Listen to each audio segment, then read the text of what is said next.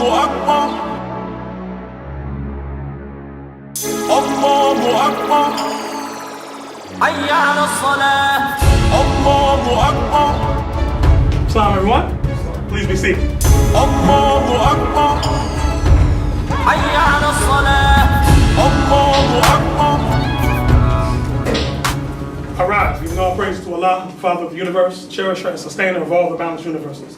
We extend the highest of honors to His holy divine prophet, Prophet Noble Drew Ali, the founder, the Moorish, science symbol of America. Islam was? Islam. Extend high honors as well to its forerunner, the Honorable Marcus Mosiah Garvey, the founder of the Universal Negro Improvement Association, who did indeed warn and stir up the nations. Islam was? Islam.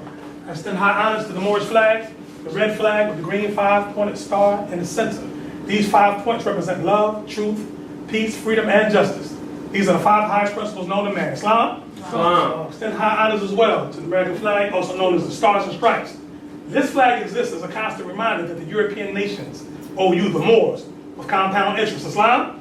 Extending high honors to the noble Sheik staff, the noble vanguard staff who keep the peace. They're giving honors to you, the ills and babes, for without you there is no Moorish movement. Islam, Moors? Islam. How's everyone on the holy night?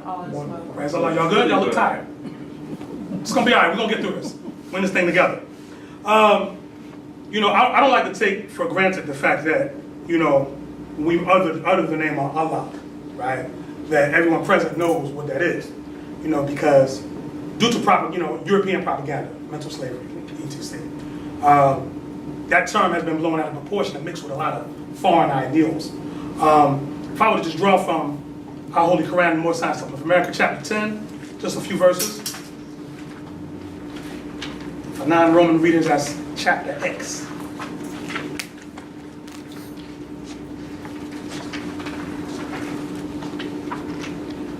Okay. Starting at verse 13, chapter 10, verse 13. That chapter is entitled, Jesus Spake on the Unity of Allah and Man to the Hindus. So this is when our brother Jesus was in India, right? There's some of the edited portions that are not in your Bible, right? Starting at verse 13, it says, all people worship Allah, the one, but all the people see him not alike. This universal Allah is wisdom, will, and love. All men see not the triune Allah, which is that wisdom, will, and love. One sees him as the Allah of might, another as Allah of thought, another as Allah of love. A man's ideal is his God. And so as man unfolds, his God unfolds. Man's God today, tomorrow, is not God. The nations of the earth see Allah from different points of view, and so he does not seem the same to everyone. Man names the part of Allah he sees, and this to him is all of Allah. And every nation sees a part of Allah, and every nation has a name for Allah. Islam, Moors? Islam. It says, you Brahmins call him Parabrahma. In Egypt, he is Thoth, and Zeus is his name in Greece. Jehovah is his Hebrew name. But everywhere he is the causeless cause, the rootless root from which all things have grown. Islam, Moors? Islam. So as we see, the Prophet Noble Drew Ali was introducing us to a universal concept of the great God of the universe. He wasn't locking us into an Arab ideal because the word Allah happens to be Arabic, right? Which is argumentative because, again, he who wins the war is right to history. Islam? That language that we're calling Arabic was also spoken by the ancient Moabites. Islam?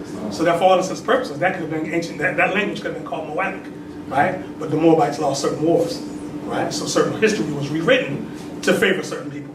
Islam? All right? But regardless of what, you know, we have never been, if you research the annals of history, we have never been a secular people. We have never been a people that was solely a national side people, right? Where we, you know, solely dealt with the cares of the earth. Everything in what we've done throughout the annals of history has always been rooted in spirit. Spirituality is a high thing, you know, amongst our people, and will always be as long as we're here, right? You know, we were always a religious people. I know that sounds, you know, crazy to certain people's sensibilities in this, you know, new era of thought. But we were always a religious people. But religion, in an ancient Moorish perspective, was law.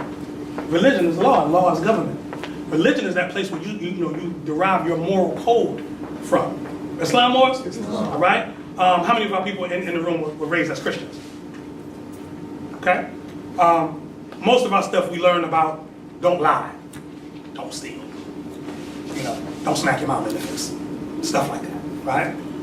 Some had to be taught, some kind of inherently we knew, right? But it's reinforced by the teachings that we receive by way of Bible, so on and so forth, right?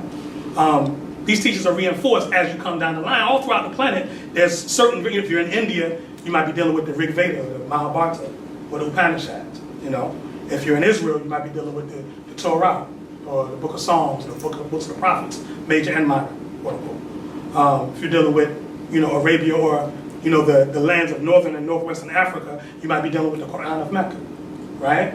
Prophet Noble Drew Ali, having come to us here in America, because we had our own condition of things that needed to be dealt with, that couldn't solely be answered by previous texts, right? Saw fit to bring us our own record, our own text, known as the Holy Quran, the Moorish Science Temple of America. Islam Moors? All right? And in doing so, he had to delineate and author certain articles in order to explain the Moorish position, okay? Because in order for us to truly be, our forefathers, without doubt or contradiction, our prophet instructs us and such. In order for us to truly be that, we must learn what our position is on all matters, all right? We can't assume that because other nations have taken certain positions that automatically, by proxy, is our position, all right? So, in our Moorish literature, Prophet authors an article entitled Caveat Emptor, okay? Caveat Emptor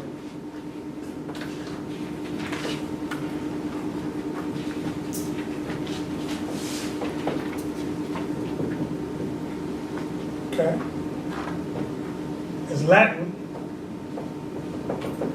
for let the buyer beware. Okay? So he issued pretty much a warning, a divine warning, right, about this Moorish movement and about proclaiming your nationality as Moorish American or proclaiming to be your forefathers, right? This is not something that you play with. This is not something that you do.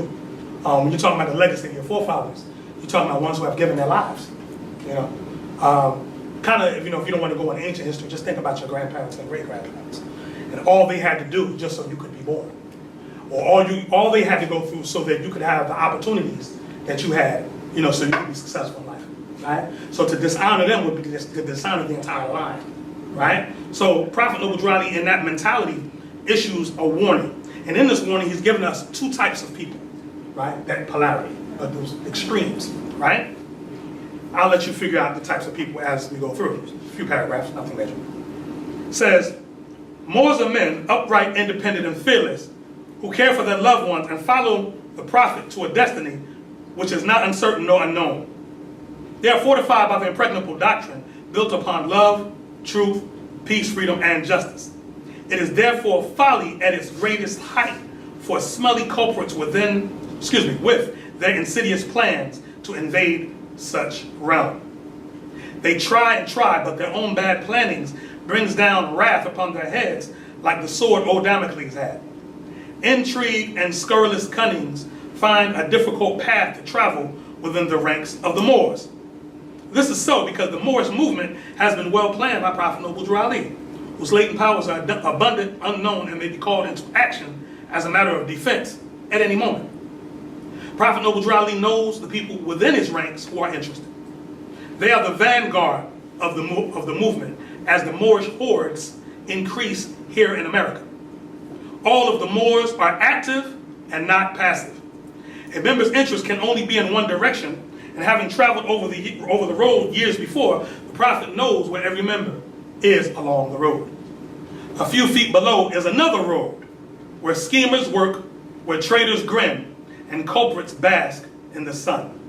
They think they are on the same road with the true Moors, but the Moors are high above on a pinnacle where they might view the destructionists as they fall for the last time and their bones bleach in the sultry midday sun. Hungry scavengers flying high, catch scent, devour, and leave crying out. Caveat emptor, cast out the dead carcass. The Moors high above see these plotters, purveyors, the worst that exists, hurl themselves downwards by their own works as the hawks wait. Islam Moors? The Moorish guide, March 1st, 1929. Now that section where it says, where it mentions the hungry scavengers, and then the last words in that sentence is, cast out the dead carcass. I saw a picture earlier this week. It was a cartoon drawn picture where it was a depiction of King Ferdinand and Queen Isabella. And there was some Moors, they were on their knees. Moor had a fez on, the sister had a turban, a beautiful turban. And King Ferdinand and Isabella had cans of paint. And they were throwing black paint on the Moors, right? Powerful imagery, if you understand what that means, right? Because we didn't become black by title until the overthrow of the Moorish Empire in Spain. We didn't know anything about that word as an identity, quote unquote, as an ethnicity. We knew nothing about it. It was completely foreign to us.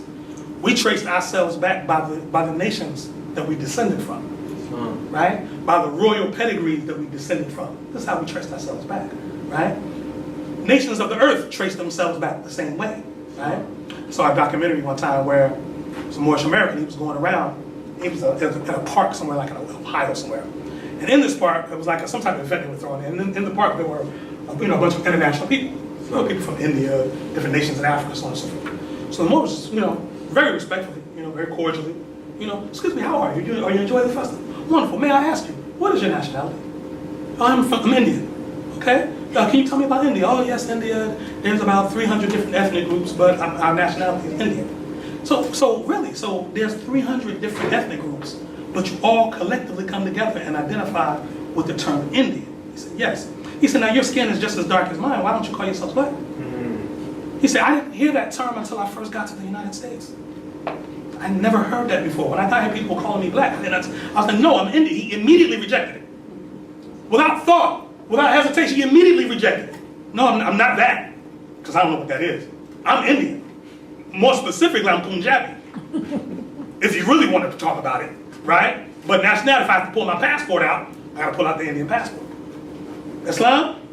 If you research China, it's the same thing. China has about 300 ethnic groups. You see what I'm saying? Ironically, most people they hear Chinese people speaking, they think there's a Chinese language. There's no such thing as a Chinese language. It doesn't exist. There's Mandarin, there's Cantonese, right? But Chinese as a language, we think it exists because their collective nationality is Chinese, right? So we defer to that what we call super nationality, and just they're speaking Chinese, and they hear us, they're like, poor Negroes. Islam?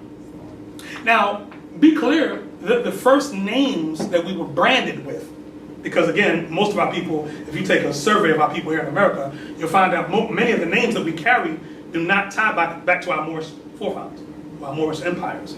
Most of our names are either Spanish, English, so on and so forth. We're familiar with the English or the Irish or the Scottish, we're familiar with those. But we forget that when the Moors got overthrown, they got overthrown by the Spanish first. And when the Spaniards overthrew the Moorish Empire, right, the first, because the Spaniards were Catholics, right, and their government was the Holy See, right, which is the government of the Catholic Church. We like to throw out there every so often. What's the smallest nation on earth? Great Britain. Smaller than that.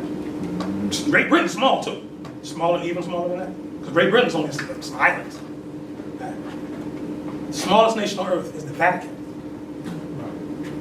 The Vatican is 109 square acres. It's a nation. The Pope is a head of state. We look at the Pope as a religious leader. We forget the fact that, again, religion is law and law is government. He's demonstrating that. Islam, he can send and receive diplomats, right? Many of the rulers of the earth come and meet with him, kiss the ring and bow, and follow the protocols relative to how you deal with the Pope. Can't hug the Pope. Can't just walk up and shake the Pope's hand. You have to have permission to. You understand what I'm saying? Right? But him as a head of state, he can demand that. All right? But the first names that the Moors were branded with were Spanish names. Those were the first names. All this Rodriguez, Sanchez. These were the first names we got branded with. Along with you being branded that, they took our fezzes off. They unwrapped the sisters, took the turbans off. Shortened, thank you. Shortened our clothing. Islam, changed our diet, started feeding us poison, because that's key to controlling the people. To change their diet. They did all these various different things that they said they wouldn't do if you've ever read the Treaty of Granada.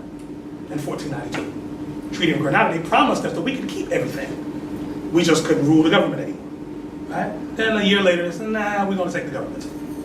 Islam? But, you know, this is how, and then, you know, part of the branding in terms of, we can't call them Moors anymore, because that gives them connection back to their empire. Right? So we call them, in Spanish, negra. Negra. Negra is black. Right? But it's black. If you ask a Spanish-speaking person, negra is black in the sense of an inanimate object. Like that chair. That chair is negra. Right? Because it's not alive. Right?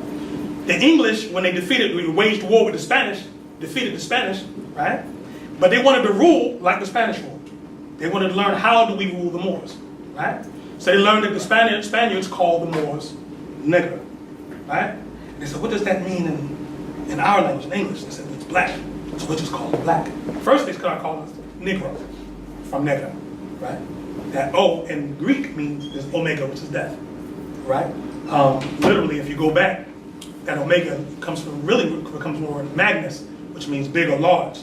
So, you know, it's really a big or large death. Islam. So it went from negra to negro and then became black. Okay? And the names, when you became a Catholic, right? What's the key sacrament in Catholicism that makes you a Catholic? What's the key sacrament that they have? Anybody know? Baptism. Right? Put you up under the water and come back. One of the first things they do is take your name, give you another name. And that name is called a Christian name. Well, they could say a good Christian name. But what's a good Christian name? A good Christian name, by the terminology in that mentality, is a European name. It's the name of the European nations. Islam? So this is how much of this stuff was handed down. Now, is there side history? Yes, there's other histories, like such as the Moors were the original inhabitants of the English islands. Yes, we were there. Right? Were the Moors originally in, you know, France and Germany? So we're the original people on the planet, so you can find us anywhere. Right? But in terms of the wars that's been waged over the past at least 2,000 years, that's between two empires. That's the Moorish Empire and the Roman Empire. And the Roman Empire is a conglomeration of the European nations. Islam? So the question of the ages that Prophet Noble Drali asked us, he says, what is your nationality? Right?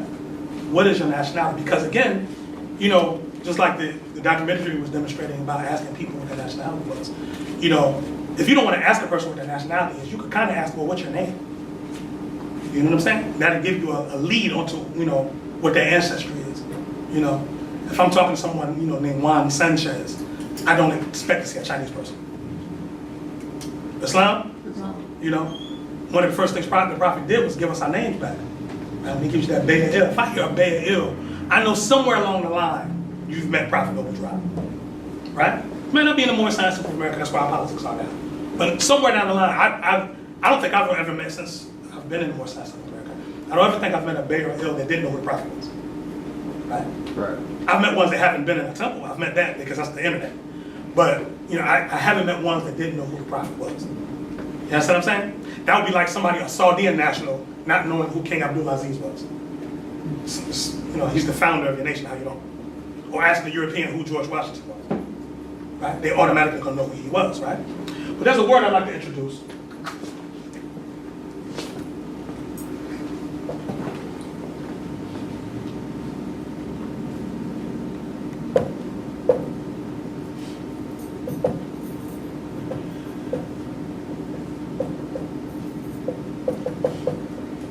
Everyone, Jinsia.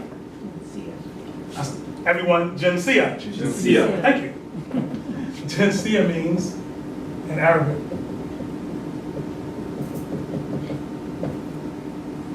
nationality or citizenship. Amongst the ancient Moors, this was a concept that was toyed around with, primarily because in the Moorish Empire, the empire was a monarchy. Okay? So, what's the title given to our ruler in Morocco? Sultan. Sultan, right? Sultan was an absolute monarch, meaning that whatever he said was law, period. Right? His law, his words had to be based on divine law. Right? He couldn't deviate from, you know, divine law. But nevertheless, what he said went. Okay? However, if you know anything about, you know, your Moorish forefathers, our mosques a lot of times were universities, okay? In fact, the oldest university on earth today is the University of Al-Qarawiyyin in Morocco, also called the University of Fez. That's the oldest college or university on earth. It's not in Cambridge, it's not in England, it's in Morocco, right? And it's attached to a mosque, okay? Big courtyard. It was founded by a woman named Fatima El-Fihri. And she was a very wealthy woman. And she wanted, she was concerned about the youth in, the city of Fez not having, a solid education to be able to grow up and do commerce and trade with other nations, right? So, she got with her father and, they set up an endowment set aside to establish this particular university somewhere around the year 900. And in that university setting, in the courtyard, they had masters from various different parts of the earth, different African nations, people from India, so on and so forth. And they would sit down and discuss and theorize on various different modes of thought, right? So they would bring in ones from India and they'd go over mathematics, right? And they would bring in, the concepts of mathematics that they dealt with in India, or the methodology that they solved the problems to, to the Moorish realms, and then they'd introduce us this grand marriage of this super mathematical system that was created by way of the merging of the cultures. You see what I'm saying? The citizenship or the nationality concept, when the political science aspect, was dealt with, we would kick it around different things. Like, okay, what if we put the power in the hands of the people, right? So one of the arguments that came out was that, well, that's good if you have an intelligent populace. But if you have an ignorant populace that doesn't know what their rights and duties are, what happens to the government? Well, let's look around today. How's that working out for us? You understand what I'm saying? Like right now, they say there's a scandal going on in the White House where it's basically mutiny, where the staff of the White House, the staff of President Trump, are hiding documents from him, don't want him to sign stuff like, no, we can't let him sign this, and they'll hide it. You know what I'm saying? Like, it's a book coming out now that's explaining all this, you know what I'm saying?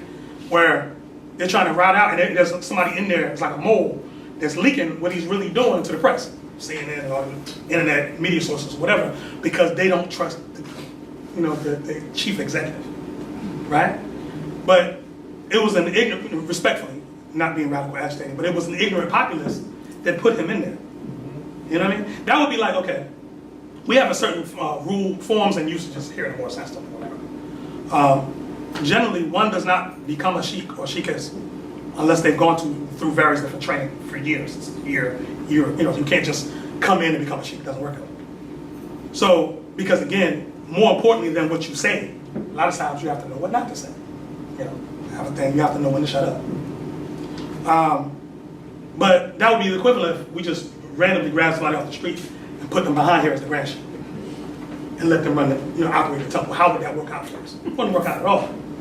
You see what I'm saying? So this was the danger of the concept of this word jinsia. Now the root word, ironically, of the word jinsia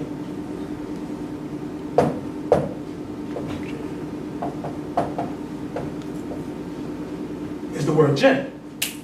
Now, jinn in Arabic is a hard translation to translate over into English. The convenient translation is demon.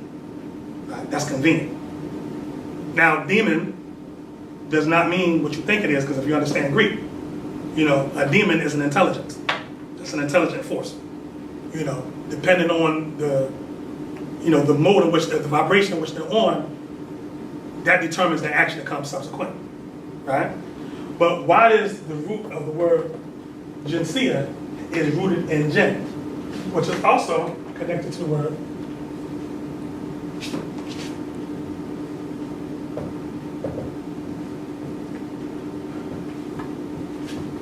Jannah, which means paradise, right? Because what happens is, the first chapter in your Holy Quran, the Moorish Science Temple of America, is the creation and fall of man. Before the Prophet got to explaining anything about nationality, anything about citizenship, anything about the Moorish Science Temple of America, he had to explain how we got in the state that we're in. Because if you don't understand that, nothing subsequent to that makes any sense, right? Many of our people think they're here on earth just to have a good time. Work, make a little money, party, go to restaurants, take pictures, selfies, that's our day, right? But we're not realizing that this plane of existence that we're in is a proving ground. It's a school of sorts. You're here to prove, that you are who you're supposed to be, right? There's a phrase in the Quran of Mecca where it says that man is, Allah's successor in the earth.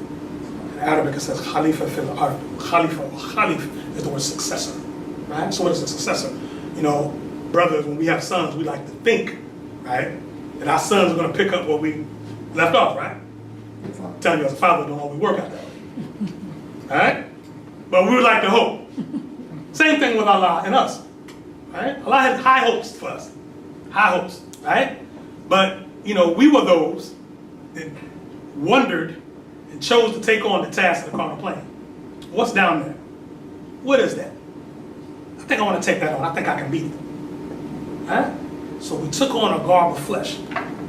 Right? We took on the physical, right? To challenge, to show the strength of your inner spirit. Right? Like we talked about last week, that there's a verse in our Quran that says that something is added unto thee. Right? There's a spiritual aspect that guides and directs the course, or directs the flesh. It's supposed to direct its course to virtue. Most time it doesn't. Because a lot of times virtue is the path of sacrifice. Right? Most of us don't like to take that path because it's not an easy path. Right? It's not easy to be honorable in this place. It's not. It takes work. Anyone ever raised children? Notice in your raising of children when they're younger, it's easier for them to lie than tell the truth. Why is that? This is a baby. My grandson's like that. He's 2. Right? 2 years old. Fresh hair. He probably still has thoughts about other planes of existence because he just got here, right? Ask him, did he take the biscuit off the counter? No, crumbs and everything.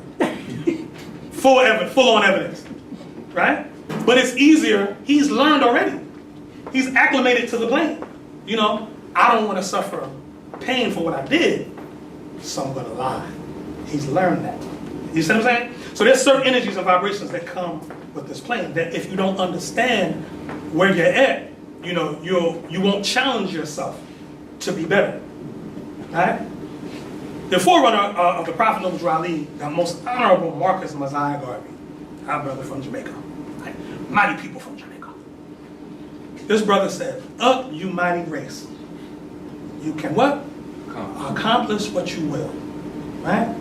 So, one thing I give him and the Prophet Noble Ali, they weren't into the blame game, victim mentality. Oh, the European did this to me. Oh, he did that to me. He did. Every nation has suffered slavery. Every nation. Maybe not your kind, maybe not our kind, but every nation has suffered it in some way. But it was due to the fact that they honored not their own foremothers and forefathers that they went through what they went through. Islam was? See, part of the fall, right? In Arabic, that term jinn, there's a, relative to the Quran of Mecca, there's a creation story. Just like we have the creation of fall of man. Prophet Muhammad was given a creation story as well. In that creation story, it talks about, from the mystical perspective, what they call the Sufi. It said that when Allah first created, He created everything as a light first. Right? That light the sister was talking about, like that nur, it's called nur in Arabic, right? Nur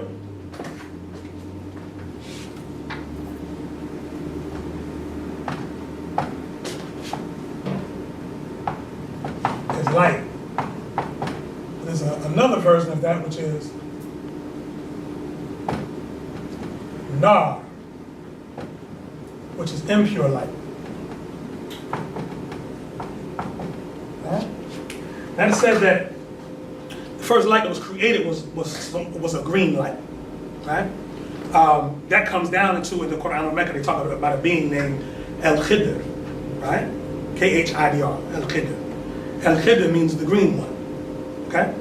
This is, when you come down into your Israelite records, they call him the angel Michael. Right? But they say from El-Khidr, from his light, other lights were made. Right? This comes down into our Quran, our Holy Quran, and what science talks about. What says the triune Allah stood and breathed forth, and 7 spirits stood before his face. We're going to demonstrate a little bit of that later. But those 7 spirits breathed forth, and from them, other 7s, were created, and they kept creation from that, right? But have you ever taken an original paper, an original document, and made a photocopy of it? Right?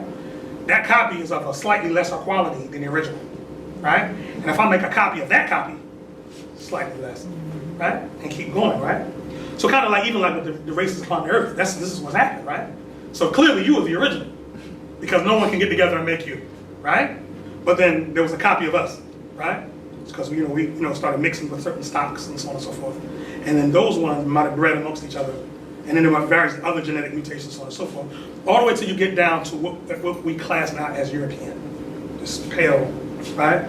Looks humanoid, looks like, arm, leg, arm, head, right? Eyes, nose, But in quality and character, a little different. You know what I'm saying? In principle, and the things that he or she holds dear, a little different. Not necessarily wrong or right? And we know that based on action. But in essence, not necessarily wrong or right, but different. Okay? So, relative to this right here, right? This Noah, there was in the Quran of Mecca, just like the Bible deals with, the Adam and Eve story, right? But the slightly different part of it is that from the biblical perspective, it's given the story as though, a lot of times that took place on earth. Which it did, because our prophet confirms that, right? But in the Quran of Mecca, it gives it from its spiritual aspect first. It gives the spiritual aspect of it, what happened in the heavens, and then later how it manifested on earth. Islam? All right? So, without, beating, not necessarily beating that dead horse, but, burdening the Moors, that story, that original story was kind of the original template which caused the physical, right? So, just like a lot of things that we think take place now, we think this is the first time this stuff has happened. This happened before in generations here on earth. It's happened in the soul plane. It's happened in certain aspects of the spiritual plane, right? Revelations chapter 12, verse 7 says, relative to heaven, it says there was a war in heaven, right? It talks about Michael and his angels fought against the old serpent called the dragon, and they were gathered up, and 1/3 of them were cast out and sent down into the earth. Islam? That's peace, right? And then relative to the cosmology given from that, it says that before the creation of man, these ones in the earth had an entire descendancy, and there were 72 rulers of jinn that had dynasties on the earth before man was created. Islam? Now that number 72 should mean something more American, because how many degrees apart are your points?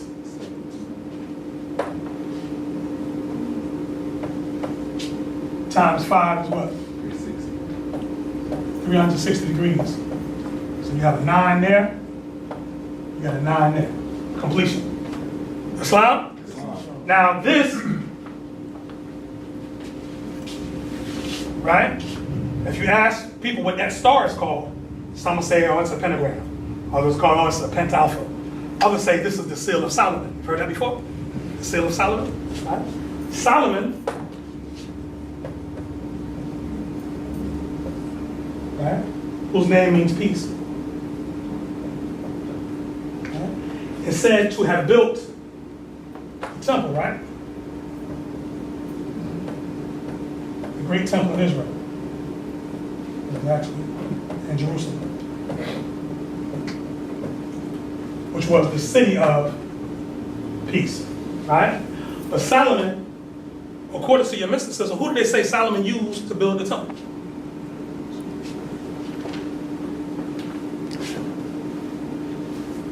The jinn. Said he was able to summon these various spirits and ask them, well, what do you do? I'm over metal making, right? Teach this to this group of men over here, this group of workers here.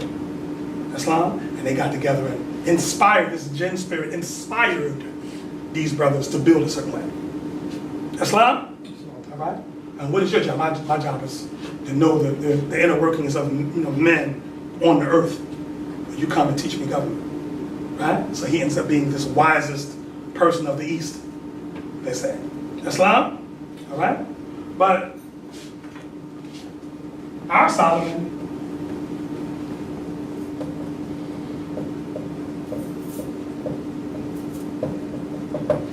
was Prophet Noble Ali. His story parallels Solomon so much right? At least to a certain point. Because just like Solomon used the jinn, or those fallen ones, to build the temple, so the Prophet Ali used us to build this temple. We were flawed beings, right? We all, like as the Sister Secretary demonstrated so lovely, that we all have vices. We all have something that we're working towards to strengthen, right? But if that sincere part of you, like a seed, was pushed down at a certain depth and got the right amount of light and right amount of water, that seed unfolds itself and begins to grow within your being. It begins to take you over to make you realize, I gotta do better, right? Or to the point, at least, when you start seeing yourself. Islam? Or when you start hearing yourself, right? When I was younger growing up, I had a very foul mouth, grew up in a very foul environment, cursed every other word. It took years for me to hear myself, right? And I wasn't talking about the Prophet, I was like 01, you know what I'm saying? And I actually, in talking, I was like, wait a minute, it don't sound right coming out of my mouth no more, And you start applying these lessons and start course correcting yourself, right? But nothing was ever given to us to enable us to be able to discover ourselves plainly, right? We're the self-image that we have of ourselves, is one that was given to us.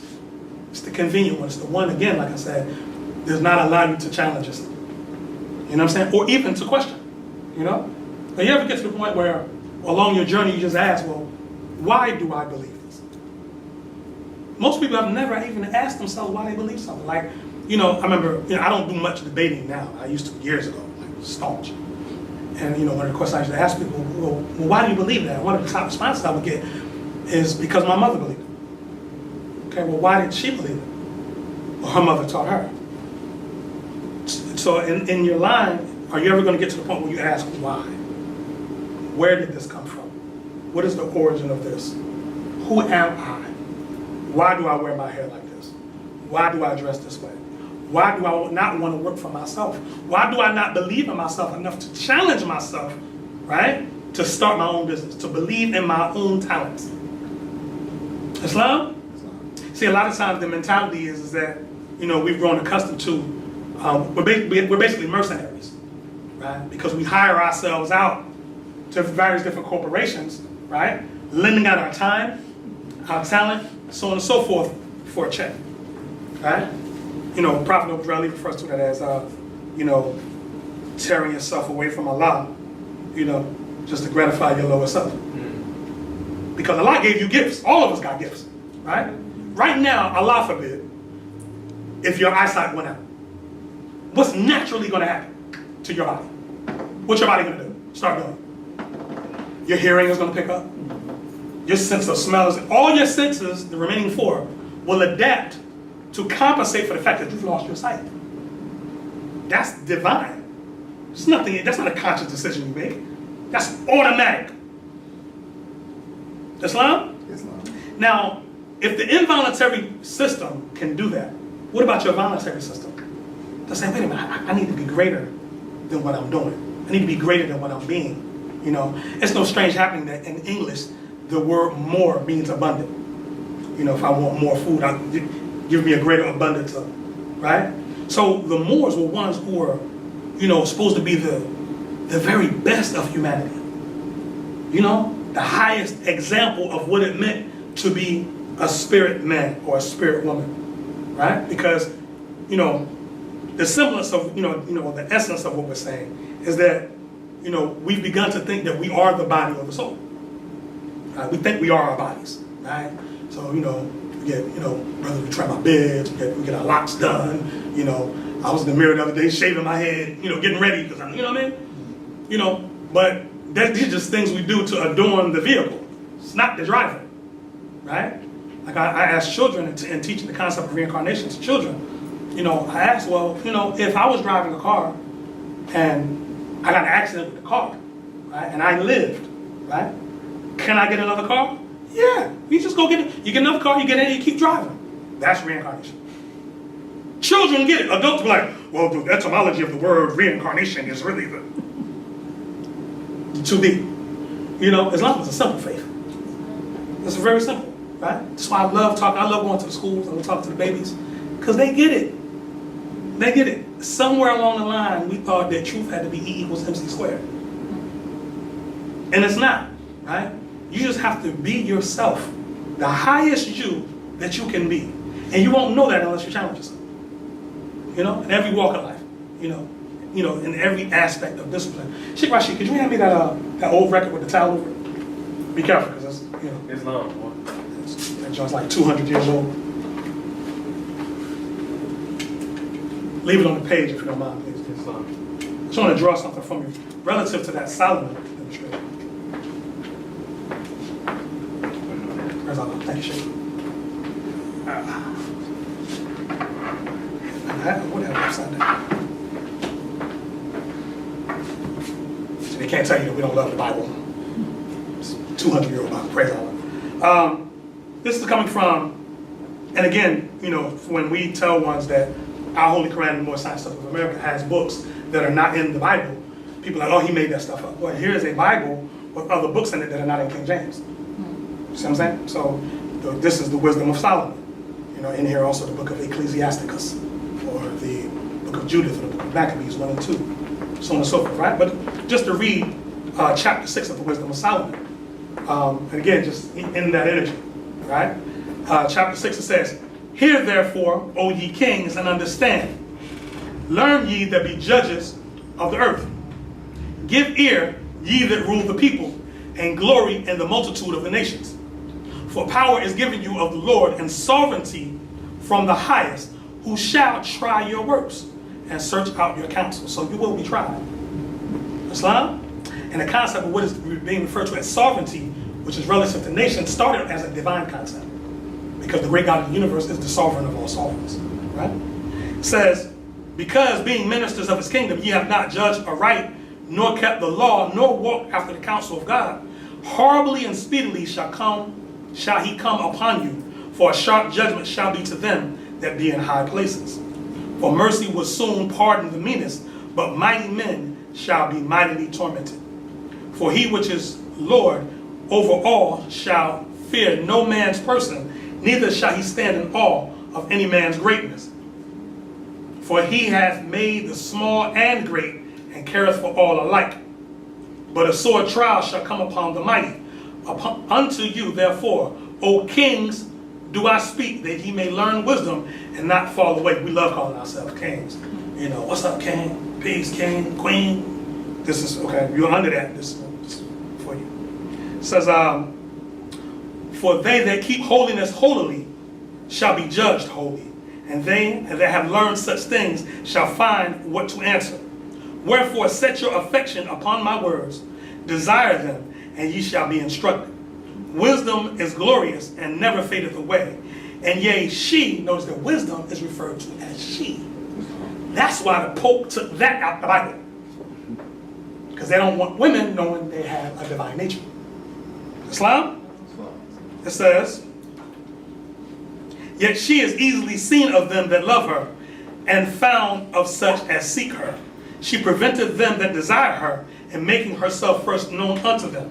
Whoso seeketh her early shall have no great travail, for he shall find her sitting at his doors. To think therefore upon her is perfection of wisdom, and whoso watcheth her for her shall quickly be without care. For she goeth about seeking such as are worthy of her, showeth herself favorably unto them in the ways, and meeteth them in every thought." The operative word in that statement is worthy. Because if you truly shall know, or truly be wise, you must be worthy of such.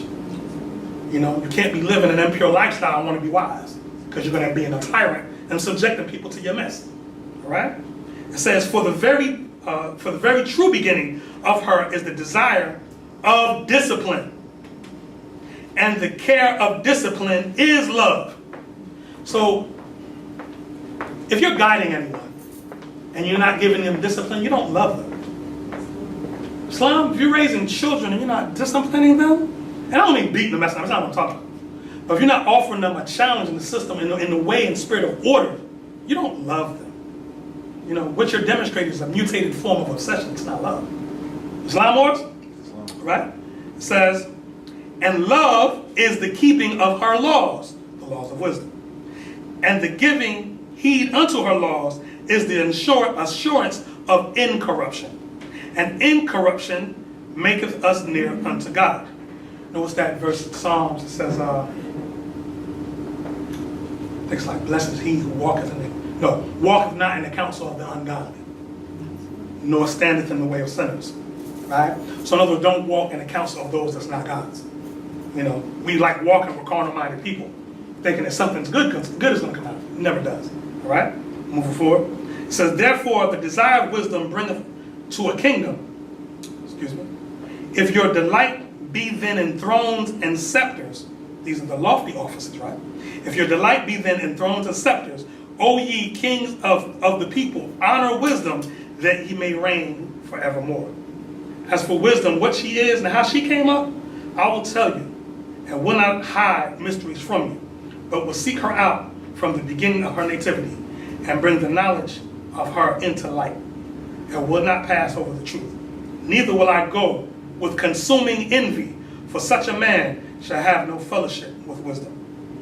But the multitude of the wise is the welfare of the world, and a wise king is the upholding of the people. Sounds just like magistrate and subject. Receive therefore instruction through my words, and it shall do you good. Islam Wars? Islam. Surely Allah speaks the truth through his holy and divine prophet Solomon. Islam Wars? Thank you, Sean. All right?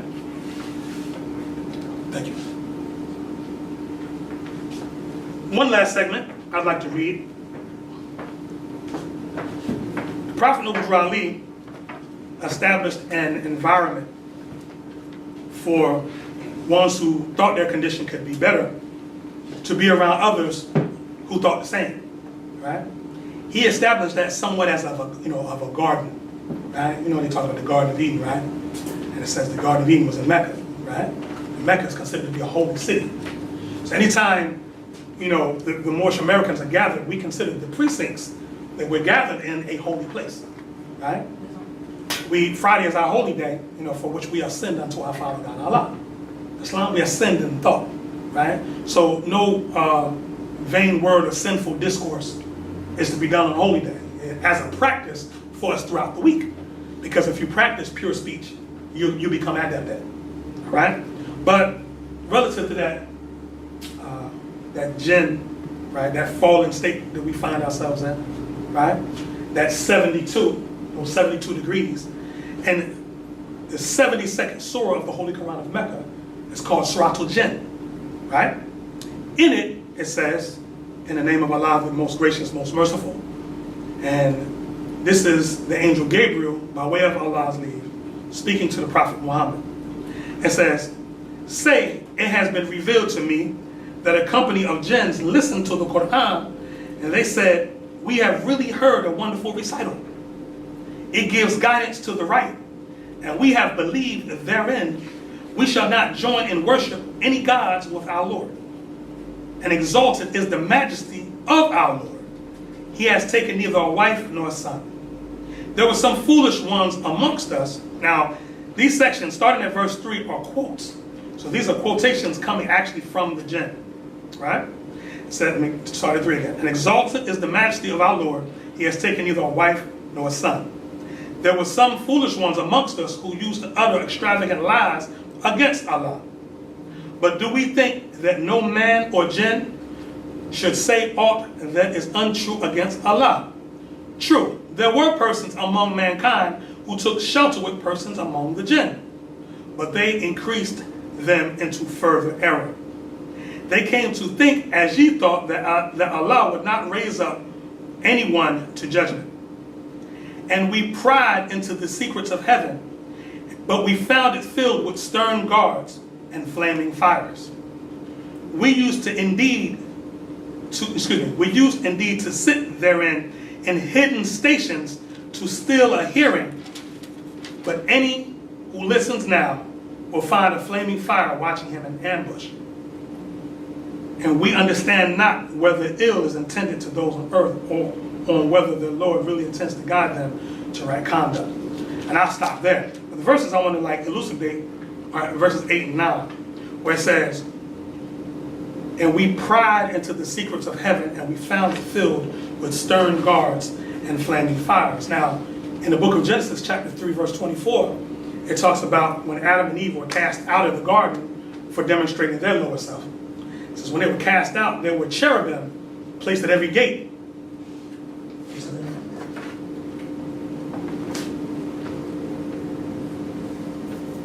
So there were 4 gates. Right? Now they were in the garden, right, which represented perfection, right? Perfection didn't satisfy them. They didn't want perfection. You know, they wanted to be Allah, right? Now, man and Allah are one, true indeed. But in this carnal form, there are things that you don't know. There are heights that you will not reach in this form, right? At a certain point, you have to give up the cumbrous shackles of the flesh and ascend to a higher plane to master, and there are trials there that you have to master, right? But these ones didn't want perfection and were cast out. And they were cast out, there were guards placed at each station with flaming swords. Islam, what? So the whole deal is that we consider this a heaven. Right? We consider this our first heaven. Right? And there'll be ones that come in, right? And we don't know what their intentions are. You see what I'm saying? But this verse tells you the energy of that heaven. It says that, but we found it filled with stern guards and flaming fires. Right? Meaning that these ones that are in this heaven, who've made this heaven their native plane, right? There's a flaming fire that, you know, even what was it? It was Prophet Jeremiah, right? He talked about that fire that was trapped in his bones. Islam? Prophet Noble Riley refers to that as the holy zeal. So when you get to thinking about, man, I got an opportunity to demonstrate something that's going to save my people, you get in, let's go. Like you ready. Ain't no you got to get ready. Anybody got to drag you to do it. Anybody got to call you. More you still going to be there. You know, we know you're going to be there. Those ones who have that fire, because you can, if not, the fire will consume you. Right? Fire, like if this room was dark and I lit a fire, it would illuminate a certain portion of the room. Right? So just like this Nur is a light, right? If I took that same pure light that illuminated the room and set fire to something in here to burn down the building, that Nur becomes Nar, the impure light, because the intention for which it was carried out wasn't right.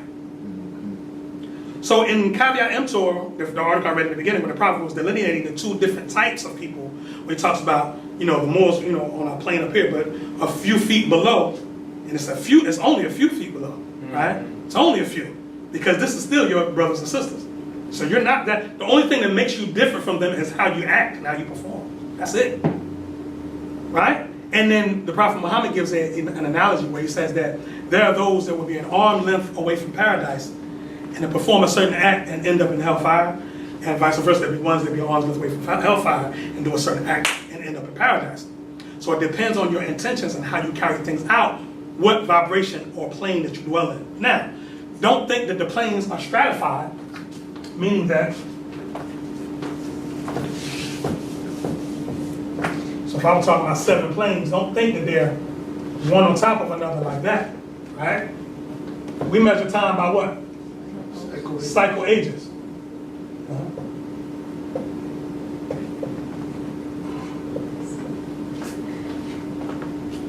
Right?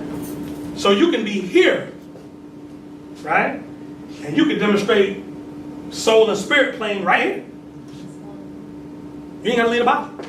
Be in the body and get a taste of it. Can't dwell there because the body's still there, right? There's a connection. Just like when you were in your mother's womb, you had an umbilical cord, physical, right? It tied you to your mother.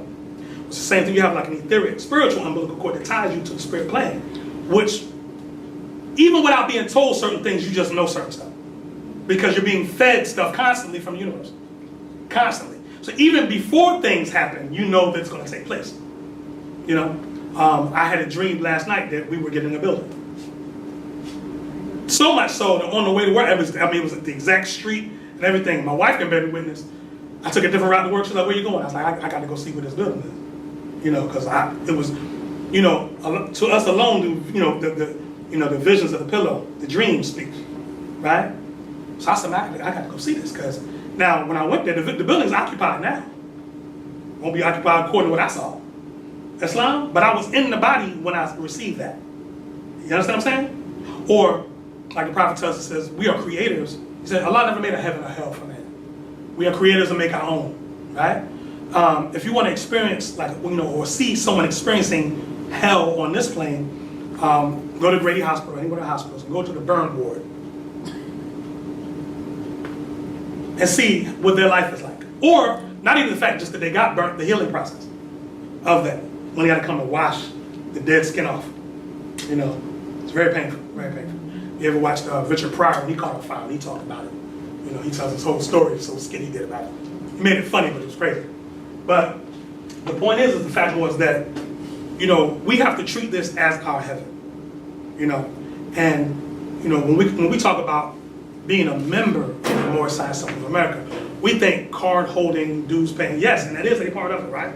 But my arm is a member of my body. Islam, so if if I'm a whole being, which I'm a whole body, right? But my foot is hurt, right? And I'm limping through the earth and stuff like that. I can get around, I can function, but I'm not functioning as I was designed to function. So same thing with membership, right? Prophet gives a certain, demonstration of what it is to be a member. And the word citizen is member, right? So you got it in your own institution to teach you to practice what it is to be a citizen. And then you get out in the world, in the broader society, and then you have a duty there, right? Sister T and I had a wonderful conversation about, when did you come to Jericho? A week ago? Okay. And we were talking about being active in government, local government, and how many of us are ignorant of the process. We don't even know what the process is. You see what I'm saying? It's, know thyself and Allah, right? So, how many of you ate dinner already? You ate dinner already? How many of you are going to eat dinner when you leave? Okay. We got to stop the eating late stuff, by the way. I'm talking to myself, I'm not even talking to you. How many cells do you have? Two. That's my usage of we, because we got to get together. But the point is that you're going to eat, right? But do you know how the function of the digestion of the food works? You don't really care until something goes wrong, right? Start getting acid reflux and maybe I shouldn't eat that. You knew you had business eating it, but you ate it anyway, right? But it's the same thing with government. We don't care as long as it works. As long as the roads are smooth and, our kids, can read. You have to send them to school 8 hours a day. We don't care about the process. But when there's an interruption in the process, now we got questions. No, you should have had questions the whole time. You should have been there to make sure that it works smoothly. Not when it goes wrong, I want to show up. Because then when you show up, the people that are there look at you like, really? Because, the Sheiks of the Moorish Science Temple of America know that there's a day-to-day work that we have to do to keep this thing going. And it's not glorious. There's no photographs. There's no videos. There's no posting on Facebook. It's stuff that we do day-to-day, that it's redundant. And the redundancy is what makes it boring and not attractive, but it has to be done, right? Most people that are into politics and, deal with political science, they'll tell you this is a very boring thing. And most people are not cut out for it, right? But it's something that's necessary and affects people's lives daily, right? So, that which brings happiness must be permanent. So we have to, get to a plane of thought where we realize what is necessary and we just do what has to be done. Islam? And back to that verse 9, it says, we used to indeed sit there in hidden stations to steal a hearing, that anyone who listens now will find a flaming fire watching him in ambush. So again, as one who's spoken to the federal government, Homeland Security, that was curious about our temple and all that type of stuff, we know all this stuff gets watched. Okay? We clear, right? But the beautiful part about it is more is when you live in clean and they come, you have nothing to worry about. Right? If you live in foul and they show up, then you have to know they have about a 92% conviction rate. By the time they show up, if you live in foul, they don't lose. Very seldom does the federal government lose a case. All right? So you have to know that, we're not doing this to get over. We're not doing this to get around law and government. We're here to be the government. We're here to sit with other people of different pedigrees and nationalities that are here who have American citizenship to make this place one of the greatest, most prosperous civilizations that's ever been. We don't speak against the American government and all that, because it's not strategically wise for me to speak against the place where my grandmother lives at, where my mama lays her head at. You know what I'm saying? It's irresponsible to do that, right? And if we're clear and we trace ourselves back, you're going to trace yourselves back somewhere in this hemisphere to a descendancy here, right? So wherever you're at, if you have American citizenship, you have to become involved in that. The Moorish Science Temple of America is a cornerstone organization founded in 1913. We've been doing this a long time, right? And the Moorish Science Temple of America has been one of those groups that's been behind the scenes shaping a lot of the political atmosphere of different Asiatic groups that have existed. So many of your favorite leaders that you've known, had counsel with some Moorish Americans. You see what I'm saying? Because the Moors, we have a teaching against reputation and fame. We're not trying to be popular. It's not about that. We're not trying to get likes on Facebook. It's not what this is about. It's about changing lives, And one of the key things that we do is the issuance of nationality. Not that, we're issuing the nationality per se, but we're returning the birthright. That which was really yours that was taken away, it's our duty to return that. And we were empowered as such by the Prophet, Noble Drew Ali. Islam? All right? It is my understanding we have one amongst us that wants to proclaim membership in Temple number 19. I'm not going to let that know specific places. I think it's in this area somewhere. Do we have such a one? Islam. Praise Allah. Praise Allah. So we have our brother Kanal Montgomery Bay, who's already a Moorish American Muslim. Praise Allah. But, he expressed to me that he was desirous of taking out membership at Temple number 19. Islam. And it's truly an honor to do to do such. And but what I would like to do, I need 7 spirits. 1, 2, 3. Hold on. Sister Maya. Sister Tia, can I borrow you for a second? You don't have to say anything. Just sit there and be your royal self. Do you mind standing on this side?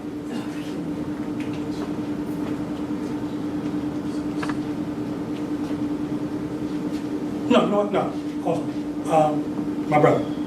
Yes, please. I'll be honored, Brother Charles. Thanks. Just right next to Sister Tia. Right? Brother Khalid. Yes, sir. Can I have the divine constitution models off the wall, please?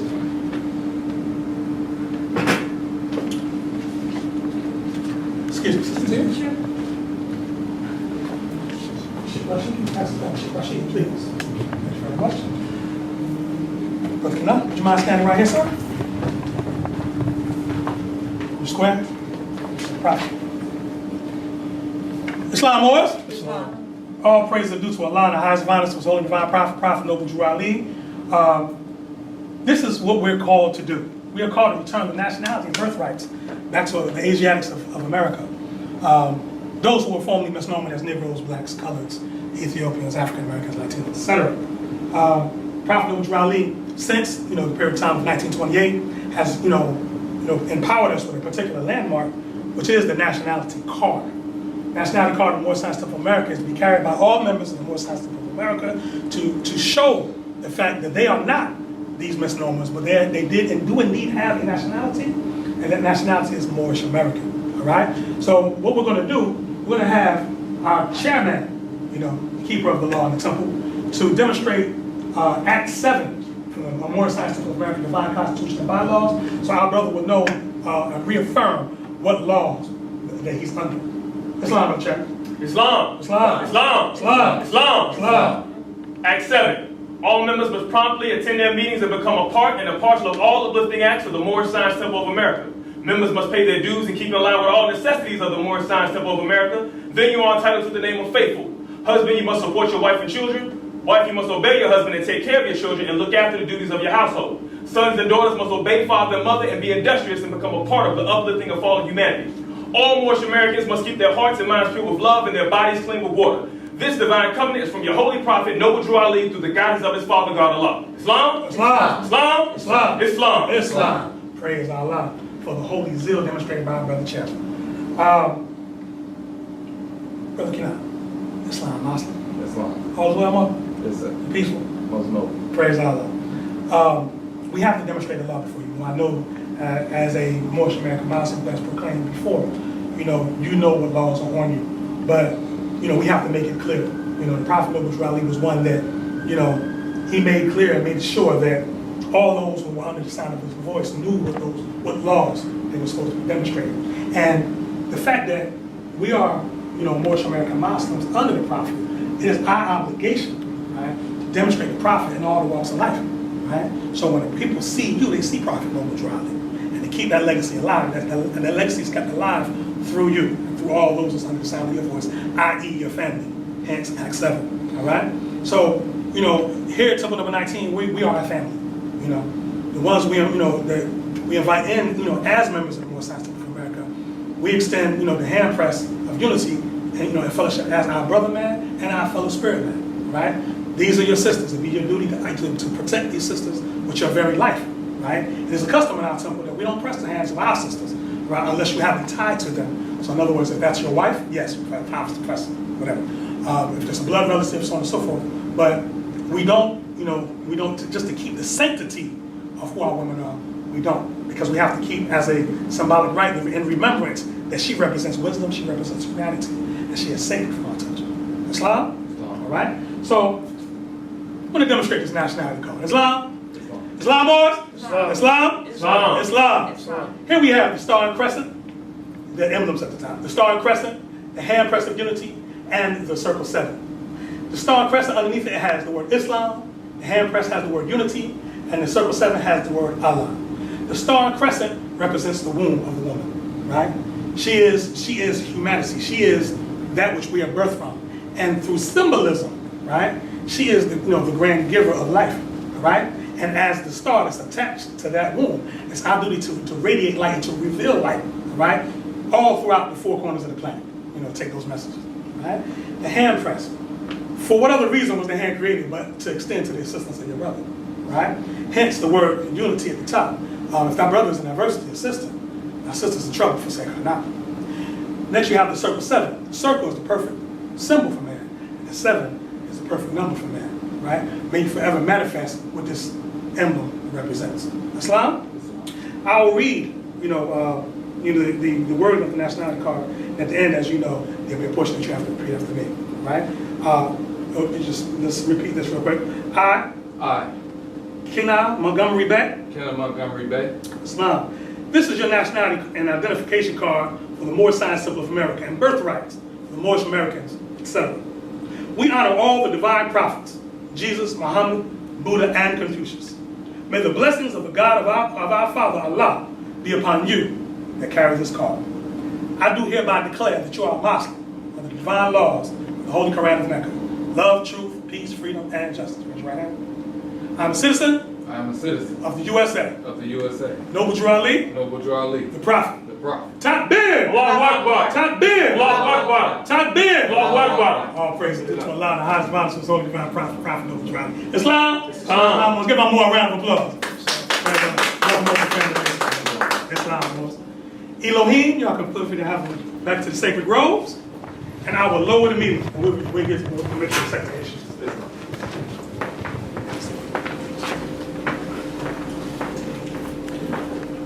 That's a beautiful task. It's a beautiful thing to issue something that functions as a symbol to remind us that we have work to do in society. Right? I had a young man ask me the other day, says, how do I know when I become a man?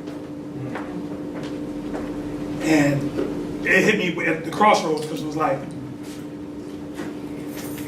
I'm going to give him an answer. The answer I give him will be very Moorish. But he doesn't have an environment to confirm it. You understand?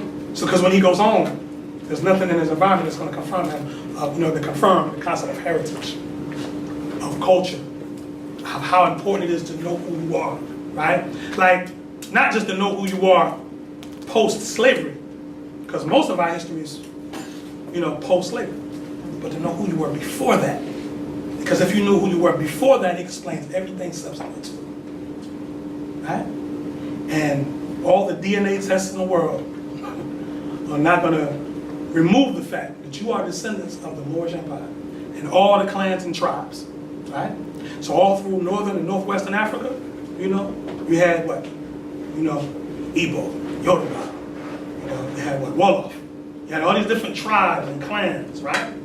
But just like the Punjabi and all the different, the ethnicities in India, when they dealt with foreign nations, they collectively said that they're Indian. Same thing, when we dealt with the European nations, we said we were Moorish. Right? We said we were Moors. And we stood on that principle until we lost the wars.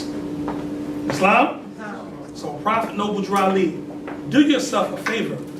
You would credit yourself by studying as much as you can about this man and the Honorable Marcus Mosiah Garvey, because it's one movement.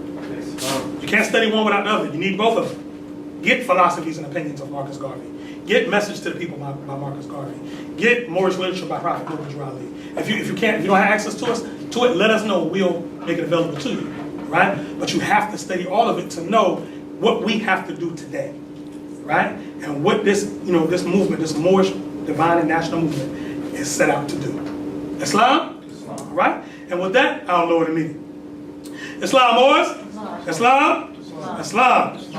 Moorish Science Temple of America, Noble Drew Ali founder, home office, Chicago, Illinois, March 11th, 1929. A warning from the Prophet to be read in every meeting.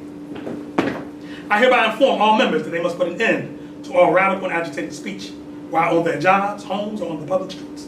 We advocate peace and not destruction. Stop trying out your cards with the Europeans, for it causes confusion. There has been much confusion caused by members trying out their cards, or for your salvation. Failure of obeying my orders will be of severe consequence.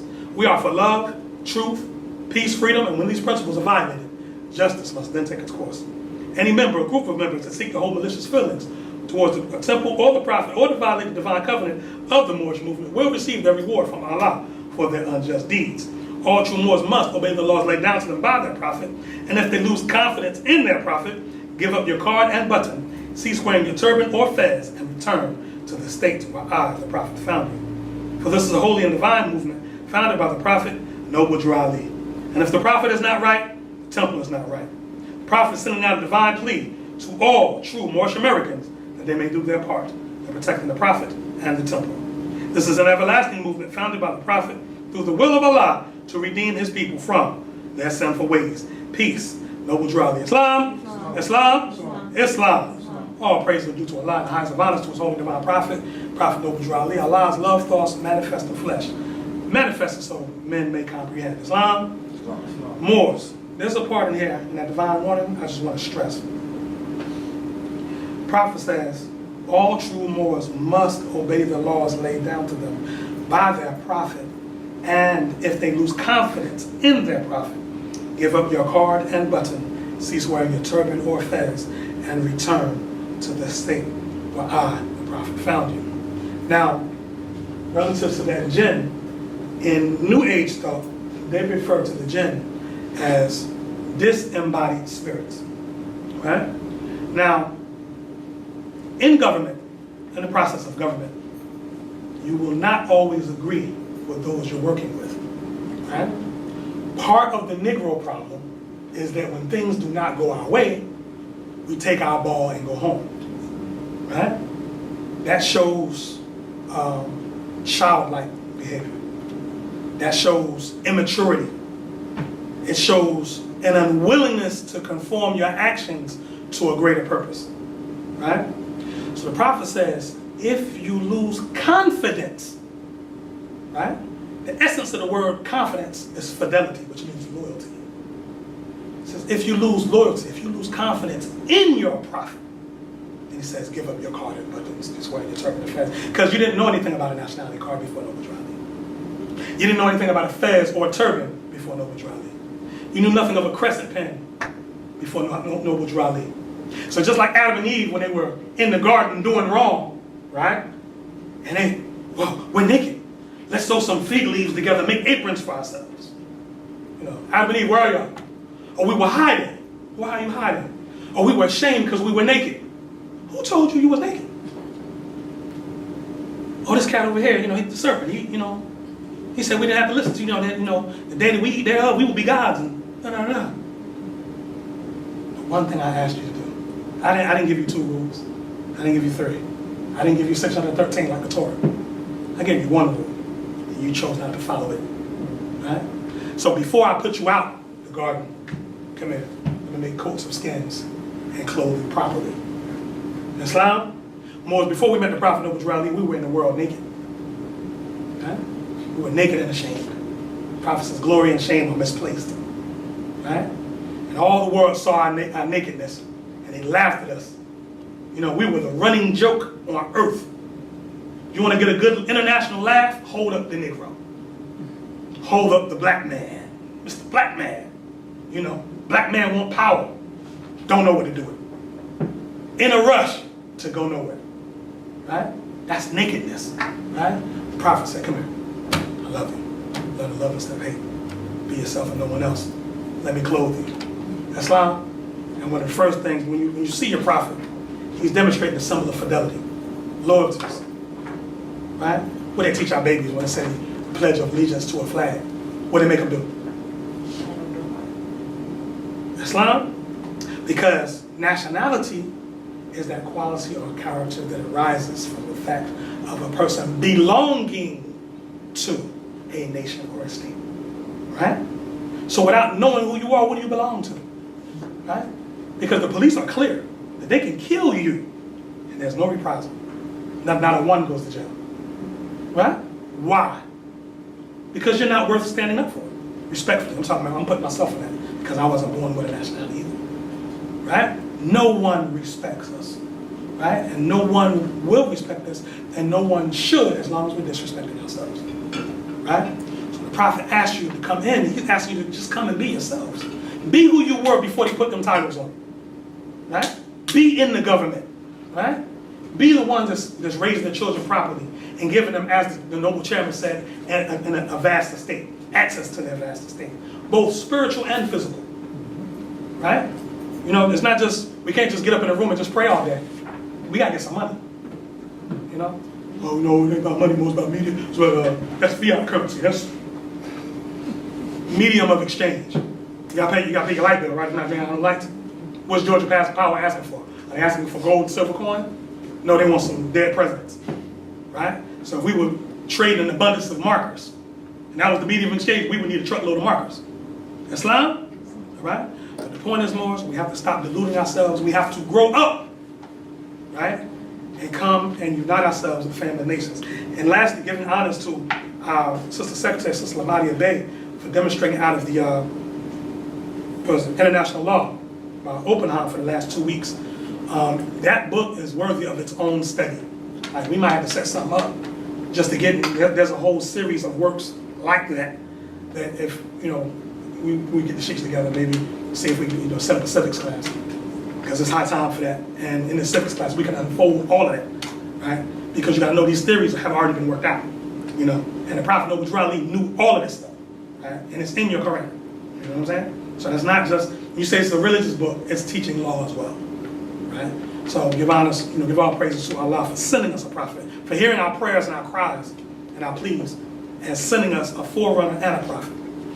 You know, because again, I'd like to ask you really quick, where would you be without your prophet? And I just want to leave you with that thought. And with that, we will close as we began. Everyone please rise. Face the east, right ahead of you. And we'll close in the tradition of our Moorish forefathers. Please hold your feet at the Moorish American forefathers. Please hold your feet at a 45-degree angle, standing in your square. 5 on the left, 2 on the right, invoking the sacred presence of 7 Elohim that created everything that ever was, is, or ever more to be. Please repeat after me. Allah, Allah, the Father of the universe, Father of the universe, the Father of love, Father of love, truth, peace, freedom, and justice. Allah is my protector, Allah is my protector, my guide, and my salvation, by night, and by day, through His holy prophet, Drew Ali. Amen. Islam, Moors. Islam. Praise Allah.